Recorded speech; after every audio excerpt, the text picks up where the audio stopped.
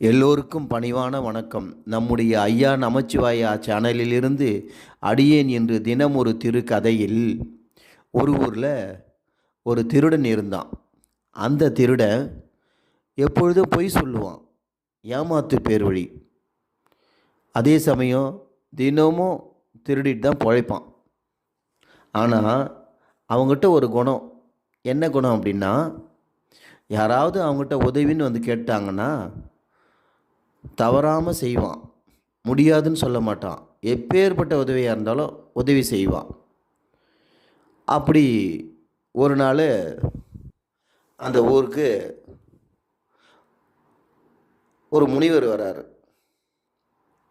முனிவர் வந்து வீடு வீடாக போயிட்டு சாப்பாடு கேட்குறாரு. யாருமே போடல. கடைசியாக அவர் சோர்ந்து நடந்து வந்துட்டு இருக்கும்போது எதிரில் இவன் நடந்து வந்துட்டு இருக்கான். தம்பி, கொஞ்சம் நிற்கிறியா? முனிவர், என்ன சொல்லுங்க பெரியவரே?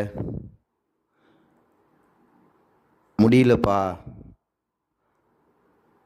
நைட்டு சாப்பிட்டது காலையில் சாப்பிடவே இல்லை, ரொம்ப பசிக்குது, உன்னால் எனக்கு சாப்பாடு கொடுக்க முடியுமா கேட்குறார்.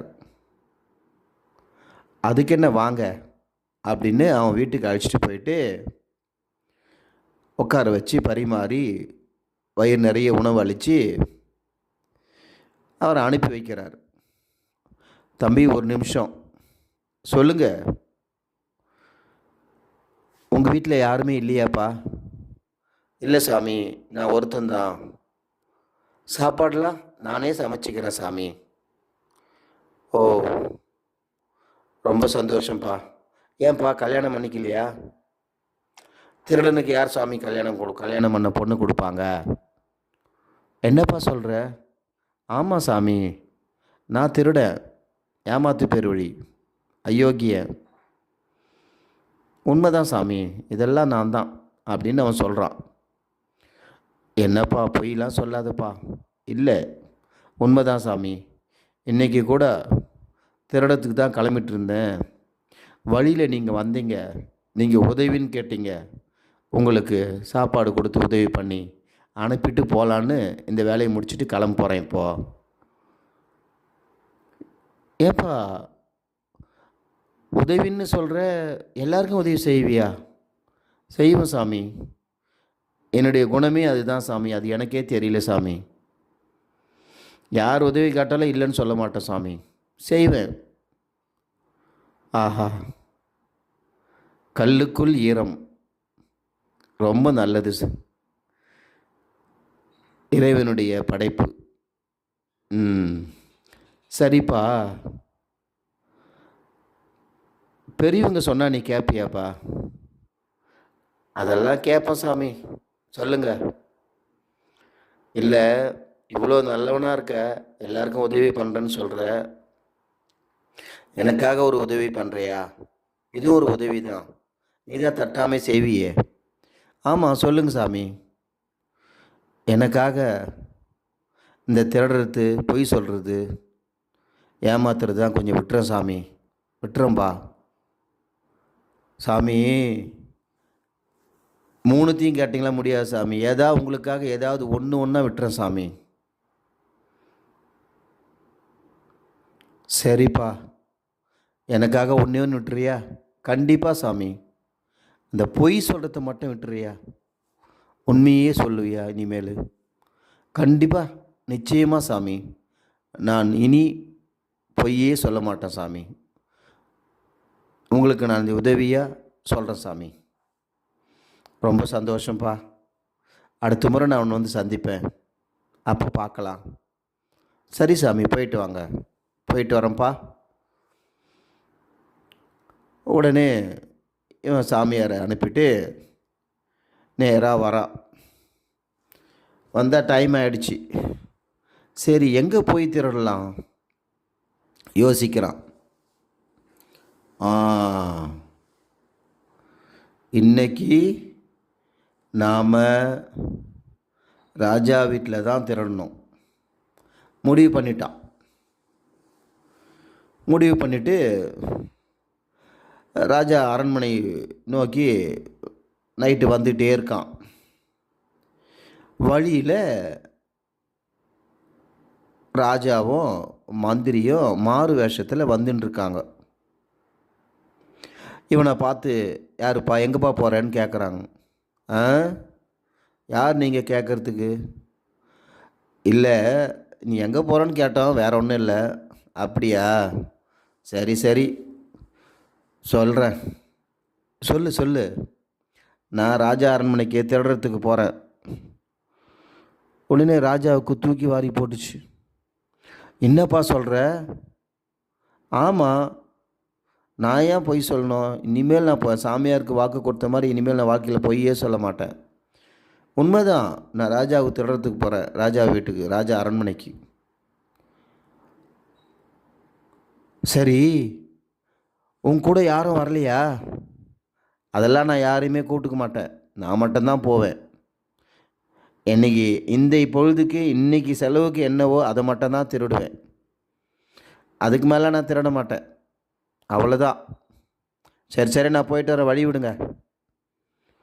போயிடுறான். உடனே ராஜா என்ன செய்கிறாரு, நேராக வரார்.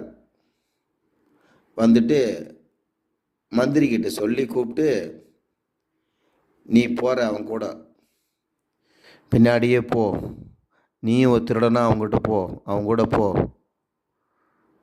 என்ன நடக்குதுன்னு பார்த்து எனக்கு என்ன காலையில் சொல்லணும். சரிங்க ராஜா, அப்படியே ஆகட்டும். மந்திரி அந்த திருடன் பின்னாடியே வரார்.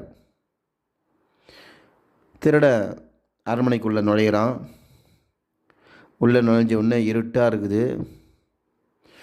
சின்ன சின்ன விளக்கு வெளிச்சத்தில் ஒளிஞ்சு ஒளிஞ்சு உள்ளே போகிறான். பின்னாடியே மந்திரியும் ஒளிஞ்சு ஒளிஞ்சு பின்னாடியே வராரு. இவன் திரும்பி பார்த்தா மந்திரியை பார்த்துட்றான். ஏய், யாரா நீ அப்படின்னு கேட்குறான். சத்தம் போடாத, நானும் உன்ன மாதிரி ஒரு திருடன் தான். அப்படியா, சரி சரி சரி, சத்தம் போடாதவா, பிடிச்சிட்டாங்க, நவுத்தி எடுத்துருவாங்க, அவ்வளோதான், ஜெயில் தான். சரி வா. 2 பேரும் உள்ளே போகிறாங்க. போன உடனே ஒன்று ஒன்றா பார்க்குறாங்க. கஜானா எங்கே இருக்குன்னு கேட்குறான். எனக்கு தெரியும் எனக்கு தெரியுன்றார் மந்திரி. அது எப்படி உனக்கு தெரியும்? நான் தான் அடிக்கடி இங்கே வந்து திருடுறேனே. ஓ அப்படியா, சரி சரி சரி, வா 2 பேரும் உள்ளே போவோம். நான் கஜானா பெட்டி கிட்ட போயிட்டு கஜானா பெட்டியை திறக்கிறாங்க. திறக்க முடியல, ஆனால் மந்திரிக்கு திறக்க தெரியும். அவர் திறந்துடுறாரு. ஆஹா சூப்பர், நல்லா திறந்துட்டியே அப்படின்னு திருடன் சொல்லிவிட்டு, இங்கே பார், இங்கே 4 ரத்தின கல் இருக்குது, 4த்தையும் எடுத்துக்கலாம், நீ 2 நான் 2, மந்திரி சொல்கிறார். இங்கே பார், அதெல்லாம் எனக்கு வேணாம், எனக்கு 2லாம் எனக்கு வேணாம். இன்றைக்கு பொழுது என்ன செலவுக்கு தேவையோ அது மட்டும்தான் நான் எடுப்பேன், அதுக்கு மேலே எடுக்க மாட்டேன்.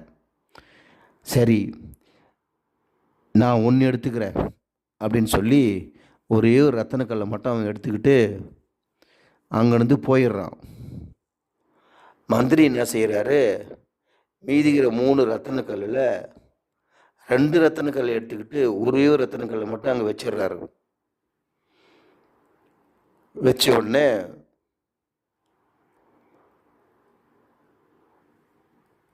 நேராக அரண்மனைக்கு போயிடுறார் மந்திரி. மறுநாள் அவை கூடுது.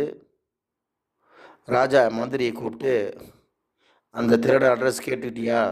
கேட்டுட்டேன், அவனை போய் அழைச்சிட்டு வர சொல்லுங்க, காவலாளி அனுப்பி.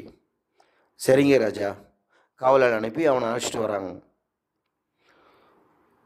யாருப்பா நீ? ராஜா, நான் ஒரு திருடன். நேற்று எங்கே வந்த? நம்ம அரண்மனைக்கு தான் வந்தேன் ராஜா. திருடிட்டு போனேன் ராஜா. என் கூட இன்னொருத்தர் வந்தார் ராஜா, அவரும் திருடிட்டு போயிட்டார் ராஜா. அப்படியா, நீ என்ன திருடின? நான் ரத்தனக்கல் ஒன்றே ஒன்று எடுத்துகிட்டு போயிட்டான் ராஜா. அந்த திருடன் அவனும் எடுத்துகிட்டு போயிட்டான் ராஜா. அப்படியா? சரி, காவலாளி வாங்க, அந்த கஜானாவில் எத்தனை ரத்தனக்கல் இருக்குன்னு போய் எடுத்துகிட்டு வாங்க பார்க்கலாம். உடனே காவலாளி போயிட்டு, அரசே, ஒரே ஒரு ரத்தனக்கல் தான் அரசே இருக்கிறது, இந்தாருங்கள் என்று அப்படின்னு கொடுக்குறான். கொடுத்த உடனே மந்திரி கூப்பிட்டார். நேற்று என்ன நடந்ததுன்னு கேட்குறாரு. அரசே, நான் போன 2 ரத்தனக்கல் இருந்துச்சு, அதில் நான் ஒன்று நீ ஒன்று எடுத்துக்கலான்னு சொல்லி இவன் ஒன்று எடுத்துக்கிட்டான். நான் அந்த திருட ஒன்று நான் ஒன்று எடுத்துக்கிட்டேன் அப்படின்னு சொல்கிறான் மந்திரி. உடனே திருடனுக்கு தூக்கி வாரு போடுது. நீ தான் வந்தியா ராத்திரி? ஆமாம், உன் கூட வந்தது நான் தான் அப்படின்ற மந்திரி. அது இருக்கட்டும், மொத்தம் எத்தனை கல் இருந்தது மந்திரி, சரியாக சொல்லுங்கன்னு கேட்குறாரு ராஜா. 2 தான் ராஜா இருந்தது.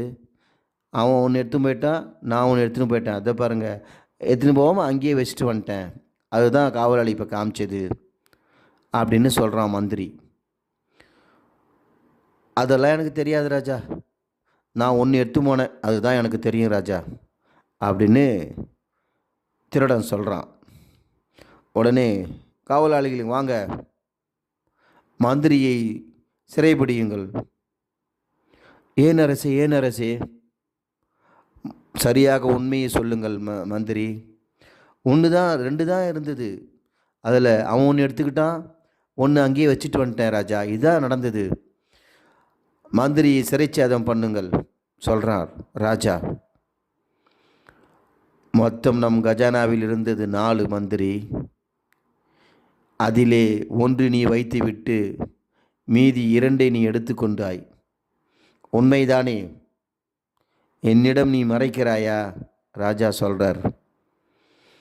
மன்னிச்சிடுங்க ராஜா, தெரியாமல் பண்ணிட்டேன். சிறையில் அடையுங்கள் மந்திரியை. திருடா, இங்கே வா. உன் வாழ்நாளில் இப்படித்தான் உண்மையை சொல்லுவாயா? சுவாமி ராஜா, நேற்று வரைக்கும் நான் பொய் சொல்லிக்கிட்டு தான் இருந்தேன். ஒரு முனிவர் வந்தார், அவருக்கு உணவு அளித்தேன். அவர் எனக்காக ஏதாவது ஒன்று விட்டுடுன்னு என்னிடம் உதவியாக கேட்டார். நான் உதவி என்று கேட்டால் எல்லோருக்கும் உதவி செய்வேன். அதன்படி அவருக்காக பொய் சொல்வதை நிறுத்திவிட்டேன். இனியும் அப்படித்தான் வாழ்வேன். யாருக்காகவும் நான் பயப்பட மாட்டேன். அப்படியா? ரொம்ப சந்தோஷம். இனி இந்த நாட்டுக்கு மந்திரி நீதான். இந்த அரசவையிலே மந்திரியாக உன்னை நியமிக்கிறேன். நேர்மையாகவும் உண்மையாகவும் இனியாவது நடந்து கொள். பொய் பேசாது இனி அதை கடைபிடி என்று கூறி ராஜா அவனை மந்திரியாக நியமிக்கிறார். திருடனாக இருந்தவன் மந்திரியானான். எப்படி? இந்த கதையில் உண்மையை சொன்னால் உயர்ந்த இடத்திற்கு போகலாம் என்பதே, உண்மையை பேசினால் உயர்வடையலாம் என்பதே இக்கதையினுடைய சாராம்சம். உண்மை எப்பொழுதும் வெற்றியை தரும். உண்மை எப்பொழுதும் உயர்வை தரும். இந்த கதை உங்களுக்கு பிடித்திருந்தால் சந்தோஷம் அடையுங்கள். பிடிக்கவில்லை என்றால் வருத்தம் அடைய வேண்டாம். திருச்சிற்றம்பலம், திருச்சிற்றம்பலம்.